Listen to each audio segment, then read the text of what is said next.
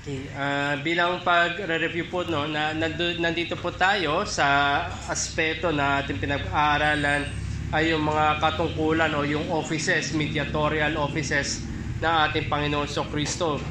At binigyan ko po ng isang babala, sabi nga po sa 2 Corinthians 11, chapter 11, verse 2 and following, sabi doon ni Apostol Pablo, "For if someone comes and proclaims another Jesus than the one we proclaimed," ang halintulad lamang yan, no? Sinasabi ng Apostol Pablo, yan ay ibang ebanghelyo. Kung mayroong ibang Kristo, yan ay ibang ebanghelyo. At alam po natin na ang ibang ebanghelyo ay hindi nagliligtas. Kung kaya pinag-aaralan natin ang gawa ng ating Panginoon na siya nagliligtas. Kaya merong inseparable, hindi mapaghihiwalay na connection patungkol sa pagkakilanlan, do sa personhood, yung sa identity ng ating Panginoon, at yung sa kanyang ginawa, yung work ng ating Panginoon. Hindi natin mapaghiwalay yan. Oras na merong iba yung pagkakakilanlan natin sa ating Panginoon, o iba yung pagkakaunawan natin sa kanyang ginawa para upang tayo ligtas, alinman ang maiba dyan, yan ay ibang ebanghelyo na. Kaya binabalikan natin, nire-review natin ang person and work ng ating Panginoong Kristo. Natapos nga natin yung pag-aaral patungkol sa kanyang personhood, na naroon na pinag-aralan natin yung two natures, siya ay may likas na Diyos at likas na tao in one person. Dalawa yung kanyang likas, isa yung kanyang person. At nandun sa kanyang pagiging tao at ang pagiging Diyos, the humanity and divinity of Christ. At binabalik-balikan natin parati, alalahanin natin yung sa Chalcedonian definition: without confusion, without change, without division, without separation. Ito yung napakahalaga na apat na without upang maging, sabi natin, konkreto ang pagkakaunawa natin sa likas ng ating Panginoong Kristo. At sinimulan rin natin yung pag-aaral patungkol sa gawa ng ating Panginoon, patungkol sa kanyang pagiging mediator, tagapamagitan. Ang mga gawa na bilang tagapamagitan are those that bring us to God acceptably and that make God known to us savingly. So dalawang bagay yan, no? Inilalapit tayo sa Diyos bilang katanggap-tanggap. Alam natin na tayo bilang mga makasalanan ay hindi tayo maaaring maging katanggap-tanggap sa harapan ng Diyos. Ngunit bilang sa pamagitan ng ating Panginoon Kristo ay nilalapit tayo bilang katanggap-tanggap. Yan ay isang napakalaking pagpapala. Ang isang makasalanan ngayon ay nilalapit sa Diyos bilang katanggap-tanggap. At hindi lamang yan, yung flip side noon, sa pamamagitan ng tagapamagitan ng ating Panginoon Kristo, ay ngayon nakikita natin, naunawaan natin at inihahayag sa atin ang Diyos sa nakapagliligtas na pamamaraan. Marami nga po nakakilala sa Diyos, kahit nga yung mga demonyo, yung mga diablo, kilala nila yung Diyos, pero hindi sa nakapagliligtas na pamamaraan. Pero dahil sa pamagitan, tagapamagitan natin, ating Panginoon Kristo, ay nauunawaan natin, nakikilala natin ngayon ang Diyos sa nakapagliligtas na pamamaraan. At tinignan nga natin itong gawa ng ating Panginoon Kristo, threefold office. Better to speak of a threefold office than three offices. Hindi rin natin mapaghiwalay ang isang opisina from the other two, because each aspect of the office defines the two other aspects. Yung tatlong opisina nga yan ay yung propeta, saserdote at yung hari. Hindi natin mapaghihiwalay yung tatlo na iyan. At some sort of review din, natapos natin yung pag-aaral natin, Christ as prophet bilang propeta, siya yung tagapamagitan ng salita ng Diyos, mediator of the Word of God, guiding us to salvation, sapagkat siya nga yung salita ng Diyos, at ang salita ng Diyos at ang layunin na salita ng Diyos ay ipahayag sa atin kung sino ang Diyos at yung kanyang ginawa ng pagliligtas. And that way, meron tayong, sabi natin, katiyakan. Dahil kung nakilala natin ang ating Panginoon Kristo sa nakapagliligtas sa pamamaraan, ay pinakita rin niya sa atin, inihayag niya sa atin, at tayo ngay kanyang ginagabayan upang sa kaligtasan, guiding us to salvation. So ito yung nagbubunga sa atin ng katiyakan na hindi na tayo naghahanap ng kaligtasan sa ibang pamamaraan o hindi tayong tatrabaho ng ating kaligtasan, kundi ipinahayag na sa atin ayon sa kanyang salita na ang kaligtasan ay nasa kanya lamang. So natapos natin itong Christ as prophet. At ang pinag-aaralan natin ngayon, Christ as priest. mediator of the righteousness of God. Siya yung tagapamagitan ng katwiran ng Diyos. Ito nga yung hinihingi at yung nire-require sa lahat ng creatures, lalo na tayo bilang tao. Ang hinihingi sa atin ay perfect righteousness na alam natin na hindi kailanman hindi natin kayang i-produce yan. At magpasalamat rin tayo dahil katiyakan ng ating Panginoon na siya lamang yung katwiran na katanggap-tanggap sa harapan ng Diyos, applying the effect and merits of His obedience doon sa kanyang mga tinubos. Kung kaya't yung mga niligtas ng Diyos, ang kanilang katwiran ay ang katwiran lamang ng ating Panginoon Kristo. Wala silang sariling katwiran, kundi ang katwiran ng ating Panginoon ay ibinibilang lamang rin sa kanila. And last yung office, na Lord willing, simulan natin next Lord's Day, Christ as King, mediator of the rule of God. Siya yung tagapamagitan ng paghahari ng Diyos. Kung meron tayong hari, ayan din ay nagbibigay sa atin ng katiyakan. Na ang hari natin ay ang soberanong Diyos, ang mapagpalang Diyos, ang mapagbiyaya at mahabagin ng Diyos. All is well for the believer because of our exalted King.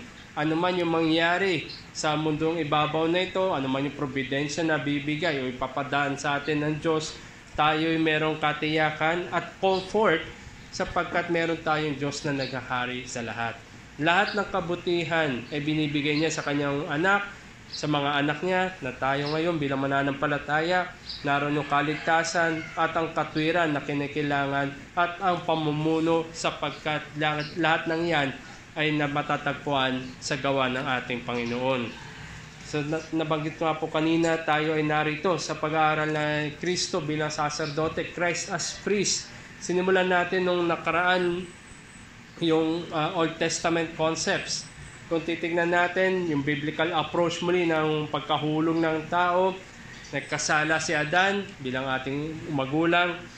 Sa kanyang pagkakasala, it incurred the guilt. At itong guilt nga ito ay ibinilang sa lahat ng mga susunod, sa posterity, mga kasunod sa nalipi, sa lahat ng tao kung tutusin. At ito yung legal. Ito yung sa harapan ng korte, guilty ang lahat ng tao na kay Adan. At mula dito, dahil meron na siyang guilty status, ay umuusbong dyan yung kanyang personal na corruption. Yung mga tao ngayon mismo, si Adan mismo, dahil nga guilty yung kanyang status, ay gumagawa na siya ng kasalanan. Tayo din ganun. Ibinilang sa atin yung guilt. Tayo ay by default guilty na rin sa harapan ng Diyos. At dahil tayo guilty, yung ating likas ngayon ay nandyan na yung corruption, yung mga personal na kasalanan natin na ginagawa natin. So ito yung matatandaan natin parate, na ganito natin tanawin at ganito rin yung katuruan na salita ng Diyos patungkol sa pagkakahulog ni Adan. Binabalik-balikan natin to sapagkat ito yung sinasagot ng katwiran at ito yung sinasagot ng pagiging saserdote ng ating Panginoon Kristo. At ito nga yung pangalawang graph na tandaan rin natin yung components ng priestly mediation. Pinag-aralan rin natin noong nakaraan yung tinatawag na active obedience saka yung passive obedience. Active obedience, ito yung perpektong pamumuhay ng ating Panginoon Kristo. Hindi siya nagkasala, nasunod niya lahat ng ayon sa batas ng Diyos. Walang isa mang kasalanan na meron. Perfectly, nasunod niya.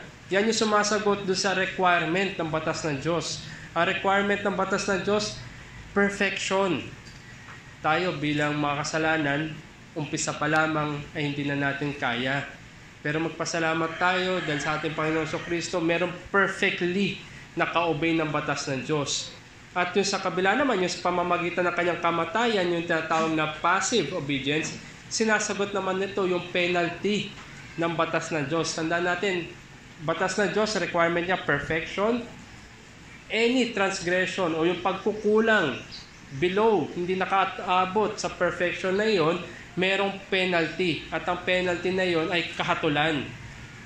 Dahil ang ating Panginoon perfectly na-satisfy niya yung requirement at siya mismo yung magbabayad ng penalty. Kasi kailangan may magbayad ng penalty sa mga hahatulan. At ang ating Panginoon ngayon, siya mismo sa pamamagitan ng kanyang kamatayan, siya yung magbabayad para on behalf of doon sa mga kanyang ililigtas.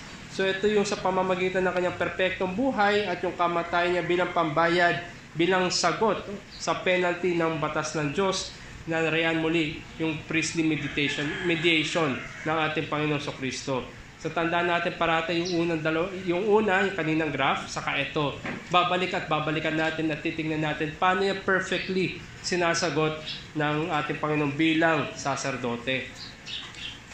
Nung nakaraan nga ay napag-aralan natin yung Old Testament background, yung atoning death. Pag sinabing atonement, ito ay yung pantakip, tinatakpan, literally to cover or to shelter. Dalawang bagay or sabi natin twofold, no? Yung pantakip diyan, tinatakpan yung kasalanan. Yung nasa ibaba, sabi natin na ito yung kasalanan pinantakip. Na hindi nakikita ngayon yung kasalanan. At yung pangalawang aspeto, tinatakpan laban sa poot ng Diyos. Tandaan natin yung poot ng Diyos, ito ay yung sabi natin function ng kanyang kabanalan na sa anumang kasalanan ay napopuot ang Diyos. So dahil ngayon merong atonement, merong ngayon pantakip, natakpan yung kasalanan, hindi nakikita. Sabi natin, napakakapal ng pantakip na yan. And likewise, yung poot ng Diyos ay natatakpan. So hindi lamang yung kasalanan, pati yung poot ng Diyos. So sabi natin, no, in that sense, very safe kung tutusin kung sino man yung makasalanan na tinakpan ng atonement. Sapagkat hindi nakikita yung kanyang kasalanan at hindi nakikita ang poot ng Diyos.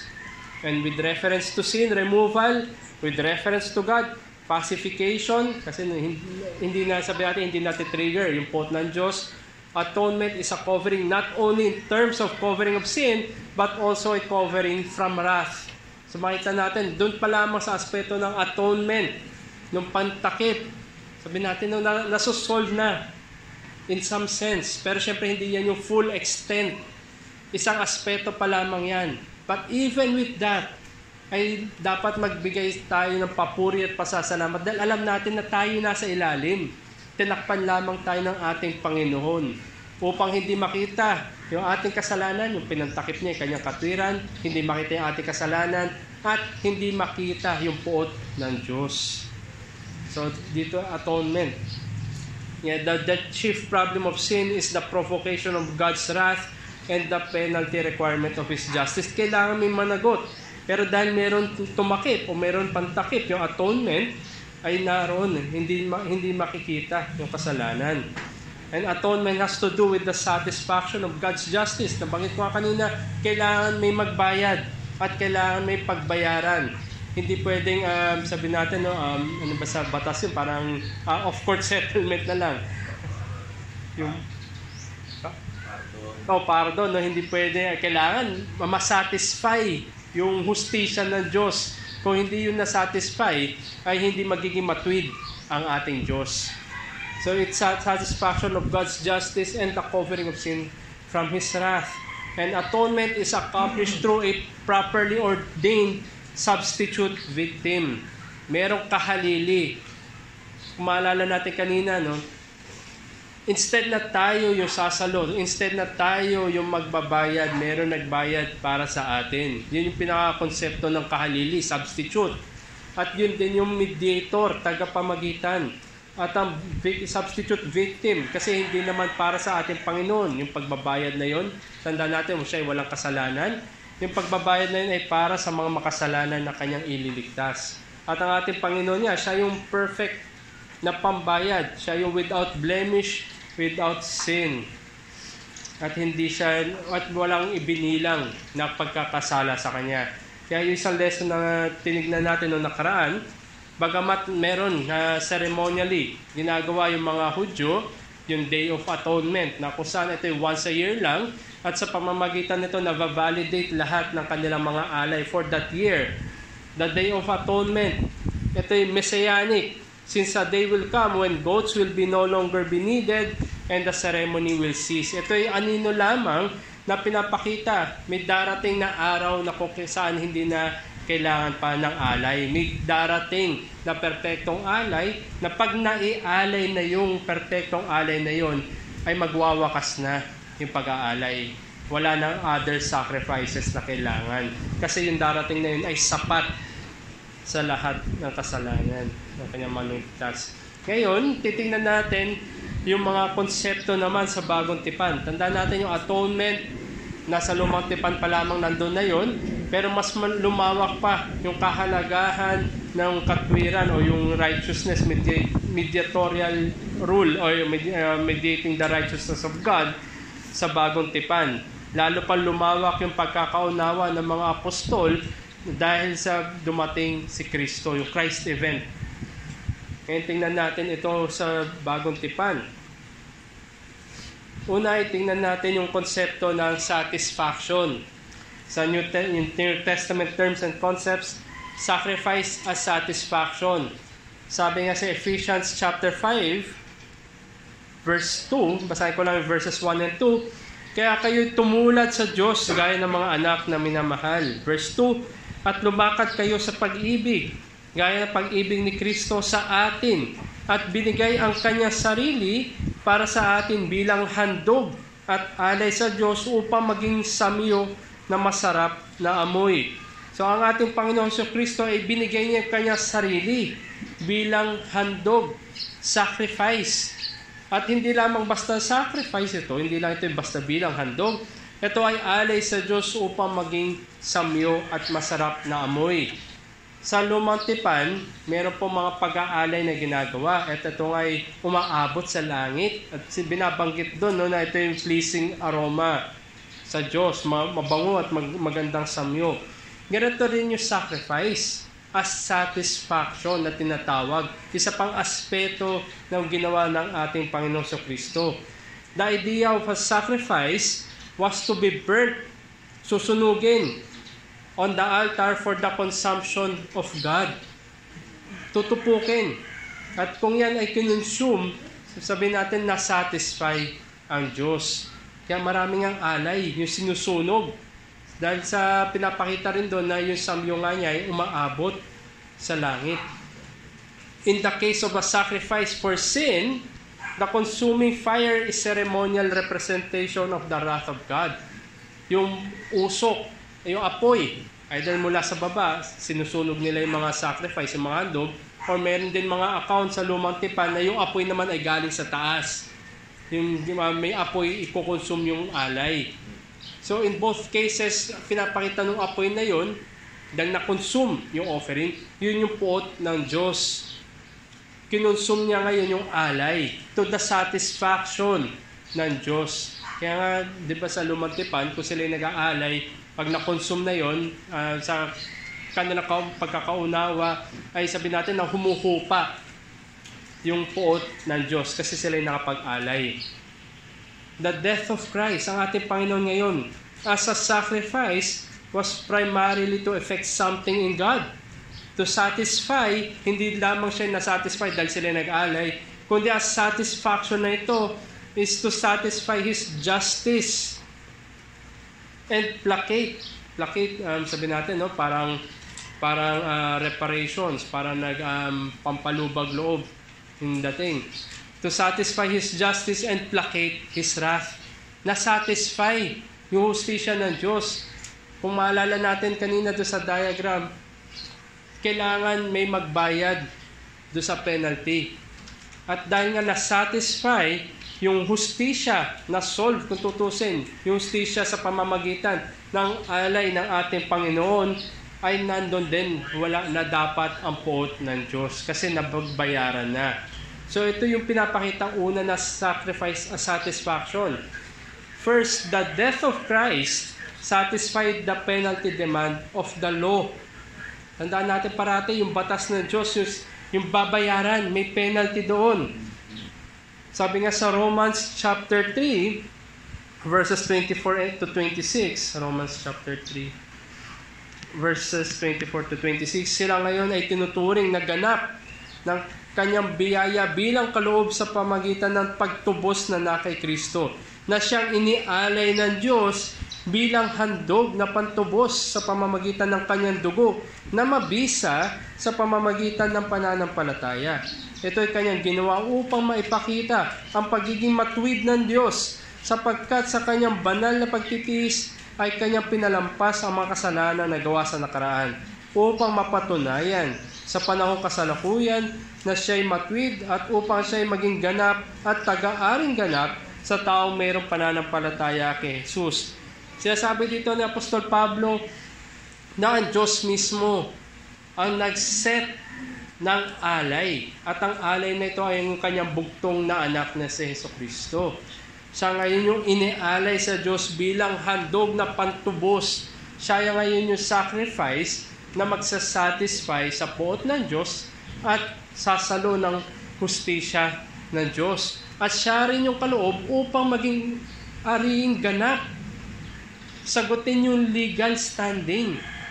Dahil pag ikay inaring ganap, ikaw ay ipopronounce na not guilty. So ang ating Panginoong Kristo ngayon, sinabi dito ni Pablo sa Romans 3, binasa kanina, the death of Christ demonstrates the justice of God. Hindi pinalampas ng Diyos ang kasalanan, kundi may nagsatisfy na alay on behalf of. Hindi tayo yung inaalay doon. Hindi tayo, hindi mga tao, kundi ang ating Panginoong Kristo. Sapagkat siya lamang yung makapag-satisfy. Siya yung walang kasalanan, without blemish, without sin. Wala siya namang hindi binilang sa kanya yung kasalanan, yung pagkakasala ni Adan, kundi siya mismo willingly pinatong niya sa kanyang sarili yung mga kasalanan ng kanyang mga tutubusin. At sinabi din doon na ang ating Diyos ay nag-forbear, nagtiis, nagtimpi sa mga kasalanan ng nakaraan. Dahil ang Diyos ay nilulook forward yung darating na pagbibigay, paghandog mismo ng ating Panginoon.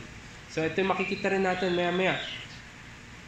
At sa Galatians chapter 2 verse 19 to 21, sinabi rin doon ni Apostol Pablo na walang kaligtasan sa pamamagitan ng batas. There's no salvation through the law. Kaya nga kung ang batas ang panuntunan, ang batas ay yung na-transgress. Kung kaya tayo ay lahat ay bumagsak, ang sagot ngayon sa batas, crucified with Christ. The believer's union, yung ating ugnayan sa ating Panginoon Kristo. Yan ang sagot sa batas ng Diyos. On that cross event, it satisfies the demands of the law. Dahil doon sa cross ng ating Panginoon. At ang ikalawa na pinapakita rin sa atin na sacrifice, a satisfaction, yung kamatayan ng ating Panginoon was His suffering of the wrath of God to satisfy. Upang sabi natin masatisfy yung poot ng Diyos. Hindi lamang niya sinatisfy yung requirements ng batas, kundi sinatisfy din niya yung wrath of God, yung penalty sa sin. Sabi nga ng ating Panginoon, di ba, sa Matthew 26, yung cup, yung kopa na iyon, kung maaari nga ay hindi niya inumin. Alam natin na yung kopa na yun, ay yun yung sabi natin, buong puot ng Diyos na walang sino man na kayang uminom. Iyan ay Old Testament figure na yung kopa, either blessing or judgment of God. Ito ay pagpapala o hindi kaya kahatulan. Pero ito ay, ang tinutukoy dito yung kahatulan na tanging si Jesus lamang yung may kakayanan na uminom. Kung babalikan din natin, kung familiar tayo doon sa account, no, yung nanay ni James and John, nag-request sa ating Panginoon kung pwede paupuin mo yung aking anak, isa sa kaliwa, isa sa kanan mo. Sabi ng ating Panginoon, inumin niya yung kopa. Pero ang tanong niya is, kaya niyo bang inumin yung kopa? Yung kopa na yun, ito yung sa panahon na yun, hindi pa naunawaan ng mga disipulo. Anong kopa ito? Alam nila ito yung pagpapalaw, di kakatulan. Pero pinapakita ng ating Panginoon sa Kristo na siya lamang yung kayang uminom ng kopa ng kahatulan. At doon din sa cross, sinatisfy niya ang pot ng Diyos. Sabi niya doon, di ba? My God, why have you forsaken me? Kasi sa panahon na yun ay tinanaw siya, tinignan siya bilang kasalanan. Tandaan natin, walang kasalanan ng ating Panginoon. Inako niya yung mga kasalanan na kanyang mga ililigtas. And in that way, ang Ama ay tinignan siya bilang kasalanan. Therefore, yung justice, yung wrath, ay na-trigger. Binuo sa kanya ng buo. Kaya ang ating Panginoon, my God, why have you forsaken me? It is in the context of divine judgment. kinote ng ating Panginoon, yung Psalm 22. Yan ay nagbibigay ng kahatulan. Kahatulan sa isang banda, ma-appreciate natin paano in-order yung mga awit. Psalm 22 muna, kahatulan, ang kopa ng Diyos para doon sa sasalo na iyon. And on the very following Psalm, my good shepherd. Dahil na salo na, meron na sumagot, meron na katiyakan na mabuting pastol ang gagabay sa lahat ng kanyang mga tupa hanggang magpawalang hanggan. So napakarami pang mga teksto na makikita natin na nagre-refer sa ating Panginoon Kristo bilang sacrificial lamb. And it's strong meaning yan, yung Old Testament sacrifices na tinutupok ng apoy para i-satisfy yung puot ng Diyos. Ang implikasyon nito, dahil meron nga sacrifice na nagsasatisfy, first, na implication, the agony of the suffering ng ating Panginoon Kristo, bagamat nandun yung suffering niya sa harapan ng mga tao, walang-wala yung kumpara sa suffering na tinanggap niya mula sa Diyos. At ang ikalawa, the cross can never be appreciated apart from the concept of God's law and God's wrath. Marami sa mga kababayan natin tinitignan yung krus ng ating Panginoon bilang parang martyrdom. O di kaya sabihin natin na yung very deficient, hindi nila nakikita yung ugnayan ng batas ng Diyos sa krus. At kung ano ba talaga yung nangyayari doon sa krus. Tayo bilang mananampalataya, naway maging maliwanag sa atin kung ano ba yung ginagawa ng ating Panginoon habang siya binabayubay sa krus. Sinasatisfy niya yung puot ng Diyos para sa atin. Dahil tayo ay transgressors of the law of God. Kung kaya din makita rin ng bawat mangangaral, proper preaching of the cross of Christ must be oriented sa batas ng Diyos at sa puot ng Diyos. At ang Ebanghelyo, lahat ng presentation ng Ebanghelyo ay nakaakibat doon ang batas ng Diyos. The gospel is about God's law and wrath, giving glory to the mercy of God in the satisfaction of God. Kailangan masatisfy yung justice. Kailangan may magbayad sa penalty. At kailangan din meron makaabot na requirements ng batas ng Diyos. Kung kaya't yan nga ay magandang balita. Dahil meron ang ating Panginoon Kristo lamang. So ito yung sacrifice as satisfaction. At makikita rin natin sa Bagong Tipan yung konsepto ng substitution. Pagamat sa Lumang Tipan ay tinalakay natin doon yung scapegoat, kung maalala ninyo. Sa Bagong Tipan ay naging mas maliwanag yun. Ito ay isang part ng priestly function. Tandaan natin yung puno saserdote, or simulan natin yung mga pag-aali ng mga tao, tinatanggap ng mga saserdote. Yung mga saserdote mismo, yung mga priest, sila yung nag-aalay ng mga offering ng tao, hindi yung tao mismo. So they represent the people. At nire-represent ng high priest yung buong nation ng Israel. So isang tao bilang representative sa lahat ng bayan ng Israel. So part ng priestly function yung substitution. Sa Hebrews chapter 5, dito magsisimula yung pagtatalakay patungkol sa high priest function or priestly function ng ating Panginoon. Sabi dito sa verse 1, bawat pinakapunong pari na pinili mula sa mga tao ay pinangasiwa sa mga bagay na may kaugnayan sa Diyos para sa kanilang kapakanan, upang siya ay makapaghandog ng mga kaloob at ng mga alay para sa mga kasalanan. So pinakita dito, binalikan yung primary function ng mga priest. Sila yung mag-aalay on behalf of, appointed to act on behalf of men in relation to God. Hindi pwedeng dumiretso yung mga tao sa Diyos sa Lumang Tipan. Sila'y dumadaan sa mga saserdote. And Christ's death, yung kamatayan ng ating Panginoon as a substitute, He took the place of sinners under liability and penalty of the law of God. Siya ngayon yung naghahandog, inihahandog niya ngayon yung kanyang sarili. In that sense, nandoon yung high priestly function ng ating Panginoon. Siya yung naghandog on behalf of His people at siya rin mismo yung handog. So siya na yung nag-offer at siya mismo yung offering. Substitutionary terms sa atonement vocabulary, nandoon sa mababasa natin, no? Yung He bore our sins. At meron rin sinabi, sin was laid on Him. Ipinataw sa Kanya. Ibig sabihin, hindi sa Kanya yun, ipinataw lamang sa ating Panginoon. At dala-dala nga niya, pasan niya. He bore our sins. Ito yung sinasabi sa mga teksto gaya na lamang na Isaiah 53 at iba pa na mga teksto dyan. Ang punto lamang is the sense in which Christ bore our sins was put in our place. Ito'y legal status. Hindi ito personal na ginawa ng ating Panginoon. Hindi siya yung gumawa ng mga kasalanan natin. Kundi ipinataw sa Kanya, ibinilang. Pinasan niya sa harapan ng korte.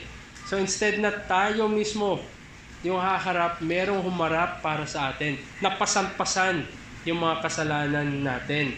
At hindi lamang substitutionary terms yan, makikita rin natin na yung imputation, yung ibinibilang. Imputation.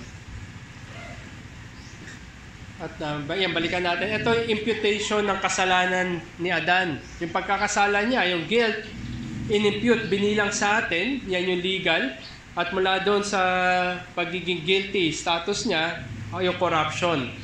So ito yung imputation naman ng katwiran. Tandaan natin, kung si Adan, ibinilang sa lahat, yung kanyang pagkakasala, lahat ngayon ng tao ay guilty. Ang ating Panginoon doon sa krus ng Kalbaryo, ang kanyang ginagawa ay yung pagtutubos, sinasatisfy niya, binabayaran niya yung penalty and everything. Upang sa ngayon yung kanyang katwiran ay ibilang. I-impute naman sa kanyang mga niligtas. At ang kanyang mga niligtas, sila yung pinasan niyang mga kasalanan. Our sins became the legal cause of Christ's death penalty, yung ating mga kasalanan. Ipinataw sa Kanya. Kung kaya para sa mata ng Diyos, siya ngayon yung sasalod dapat ng puot. Yan yung legal cause. And in the process, His righteousness, yung katwiran ng ating Panginoon, ay ibinilang sa kanyang mga inililigtas as a substitute and became the legal basis ng acquittal natin. Kung ang basehan ng ating pagkakasala ay dahil ibinila sa atin yung pagkakasala ni Adan, ang basehan naman ng acquittal natin ay dahil ibinilang sa atin ang katwiran ng ating Panginoon. Sabi nga ni Robert Letham, the meaning is that the sinless Christ was made to suffer for sin, that He was subject to the full brunt of the divine curse that hung over sin, the weight of which fell crushingly upon this innocent person. There is also the element of substitution. All this was for us. Lahat ng ito ay para sa atin. Hindi naman para sa ating Panginoon. Hindi niya kailangan ma-justify sa harapan ng Ama sapagkat wala siyang kasalanan. Kundi lahat ng kanyang ginawa ay para sa kanyang mga tinubos. Kaya no greater love than this na binigay ng ating Panginoon yung kanyang buhay para sa kanyang mga kaibigan. Kaibigan ngayon, yung trato, turing, at hindi lamang kaibigan, kapatid ang trato ng ating Panginoon sa atin sapagkat tayo ngay kanya niligtas on His behalf ang katwiran na meron sa atin.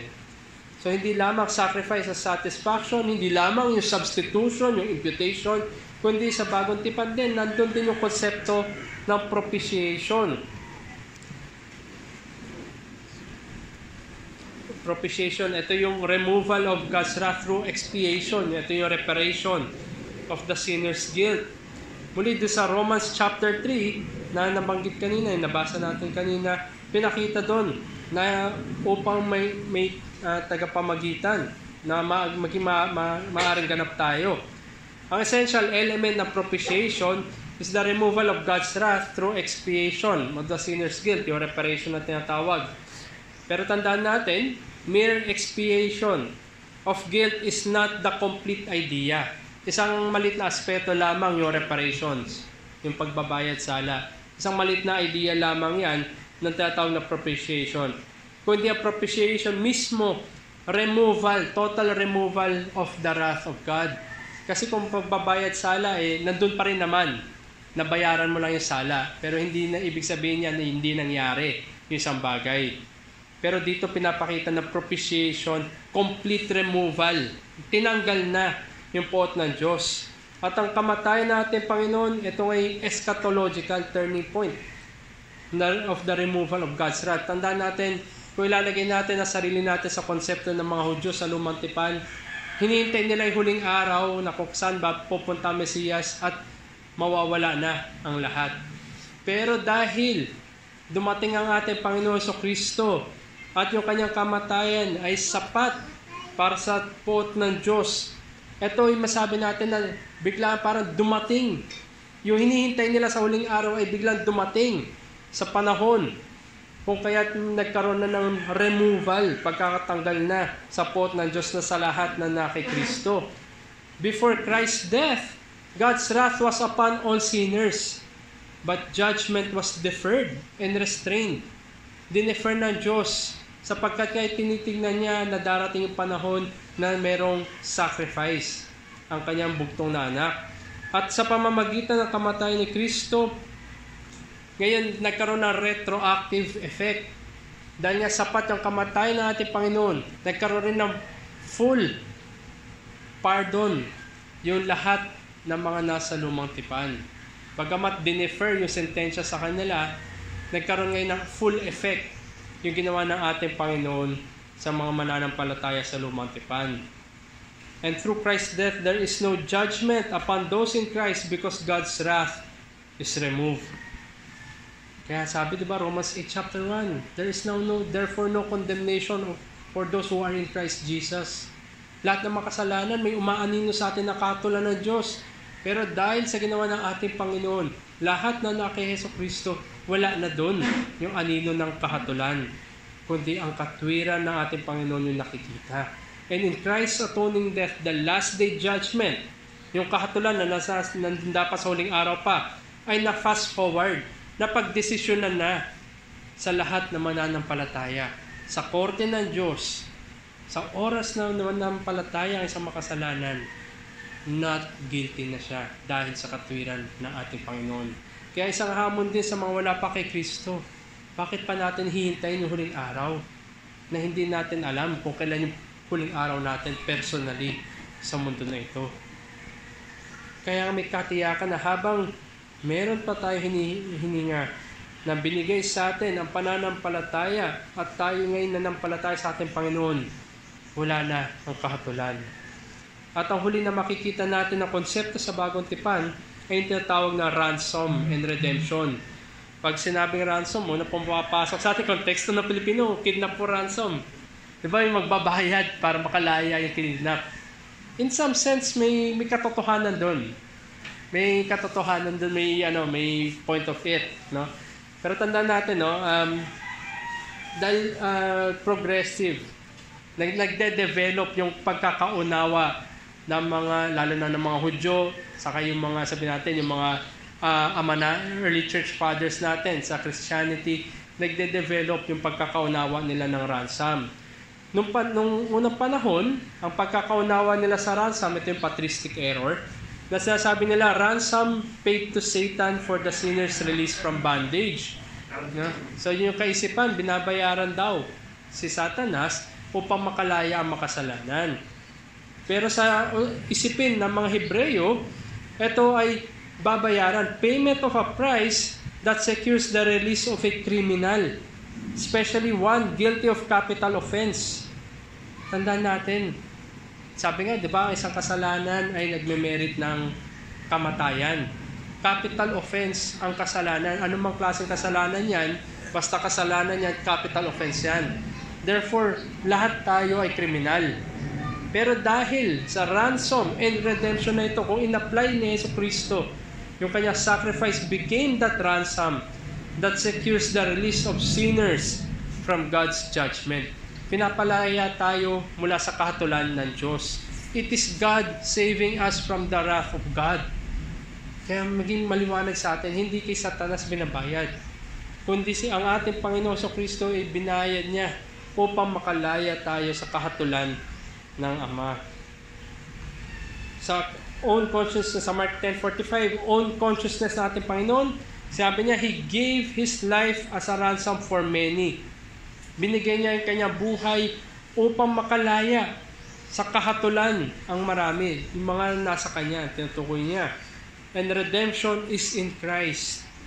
Sabi nga sa 1 Timothy chapter 2 verse 6, who gave Himself as a ransom for all, yung kinakausap dito yung mga mananampalataya, which is the testimony given at the proper time, doon sa krus ng Kalbaryo. Si Jesucristo bilang tagapamagitan ng katwiran ng Diyos, binigay niya yung kanyang sarili niya, yung kanyang buhay, perpektong buhay, at kamatayan para sa iba upang maging ransom. Kaya sabi sa Hebrews chapter 9, verse 15, therefore, He is the mediator of a new covenant, so that those who are called may receive the promised eternal inheritance, since a death has occurred that redeems them from the transgressions committed under the first covenant. So lahat na kay Kristo ay may kapatawaran, napatawad na dahil binayaran na niya ang kanilang mga kasalanan. At hindi lamang yon, ang buhay na magpawalang hanggan, lahat ng pagpapala ay pinagkaloob dahil sa ugnayan kay Jesucristo. Kaya maging maliwanag sa atin mga kapatid, the cross of Christ is appreciated in connection with the sinner's condemned status.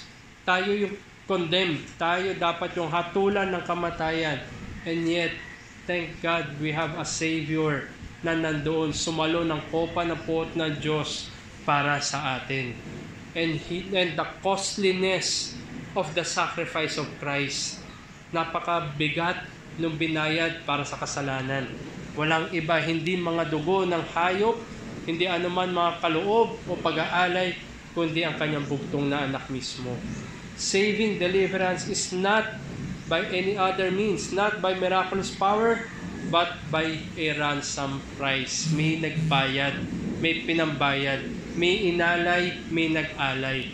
Lahat niyan para ma-procure yung katwiran na kailangan natin sa harapan ng Ama. At ang katwiran na ito hindi atin, kundi ito binilang lamang sa atin. Kaya babalikan natin muli yung graph kanina or yung picture. Yung kinombine ko, yung pagkakasala ni Adan, na ibinilang yung kanyang pagkakasala sa lahat ng kanyang mga lipi. Legally, we are all guilty. At dahil sa guilt na yan, umusbong yung ating mga personal na corruption, mga personal na kasalanan natin. Pero dahil sa katwiran na minediate ng ating Panginoon bilang saserdote, bilang handog at naghandog ng kanyang sarili, ang katwiran na yan ay ibinilang rin sa atin. At yan yung sumasagot sa legal standing natin. Kung kaya't not guilty na ang lahat ng mananampalataya na kay Kristo. At dahil sa katwiran na yan, uusbong ngayon ang pagpapabanal o yung sanctification, yung holiness ng lahat na kay Kristo. Yan ngayon yung kumukontra o nag-a-undo unti-unti through grace, by grace through another grace. Kino-conform tayo to the image of His Son. At yan nga ay yung personal na aspeto, holiness. Holiness without which no one will see the Lord. Kaya ito yung makita natin kung paano sinasagot ng ating Panginoon bilang tagapamagitan ng katwiran ng Diyos, bilang punong saserdote ang naging sumpa ng kasalanan ni Adan. Kaya maging malinaw sa atin kung paano ibinilang sa atin yung pagkakasala ni Adan. Lahat na kay Kristo, ibinilang lamang rin sa kanila ang katwiran ni Jesucristo. That is how our Lord and Savior undo the curse of Adam. Meron na tayo, makakaharap na tayo sa Diyos, sa Ama. At pag nakita tayo, meron tayong advocate, meron tayong lawyer, ang ating Panginoon Jesucristo, sasabihin niya sa Ama, Ama, binayaran ko na ang kanilang mga kasalanan. Inako ko na sa krus. At ang pagkabayaran na yan ay sapat. Wala nang puot na makikita kundi ang katwiran ng ating Panginoon. Kaya rin tayo, ma-exhort din tayo na mamuhay na may katiyakan sapagkat ang puot ng Diyos ay wala na sa lahat na kay Kristo. At ang lahat na kay Jesucristo, hindi tayo iniwan sa legal standing. Kundi yan ay nagpapatuloy, kinoconform tayo, binabago tayo, unti-unti sa pamamagitan ng kanyang biyaya upang maging sapat tayo at angkop sa magpawalang hanggan. Holiness, sanctification. Dito po siguro magtatapos. Meron po bang katanungan sa ating naging lesson? Sana maalala natin, kung may mga times na nanghihina yung ating pananampalataya, May mga times na sabi natin, hinahamon tayo, di kaya nandyan yung mga temptasyon. Alalahanin natin, balikan pa rin natin parati ang ginawa ng ating Panginoon para sa atin. Na tayo mahikayat sa pamamagitan ng ministeryo ng banal na Espiritu upang magpatayin ang natitirang kasalanan at lumago at linangin natin yung mga biyaya na binibigay sa atin. May question po ba?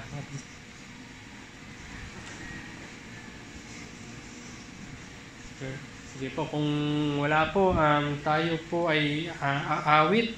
Mamaya po, kung may mga tanong, pwede naman mag-approach. Tayo po ay tumayo at aawit tayo ng isang himno na kung saan ay naghihikayat sa atin na ang ating mga kaluluwa ay tunay nga na magpasalamat, pumuri sa Diyos dahil sa ginawa ng ating Panginoon sa pangangailangan natin. Kaya nabanggit nga doon sa unang stanza, "Arise my soul, arise, shake off thy guilty fears." Ang katiyakan na ginawa ng katwiran ay pagbibigay sa lahat ng mananampalataya na wala na tayong guilt. Nasagot na iyon ng katwiran ng ating Panginoon at hindi dahil sa atin, kundi dahil lamang sa Kanya. Tayo po'y umawit ng "Arise, my soul, arise."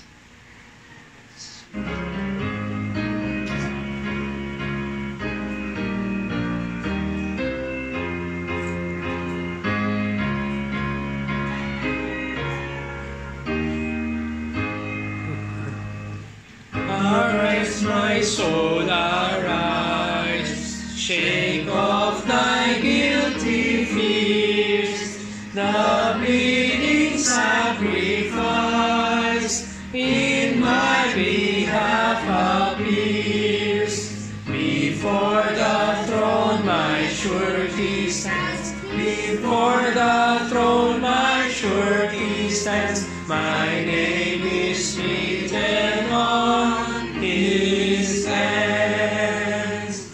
He ever lives above for me to intercede. His all-redeeming love, His precious blood to plead. His blood atoned for every race. His blood atoned for every race. Bring us now the throne of grace.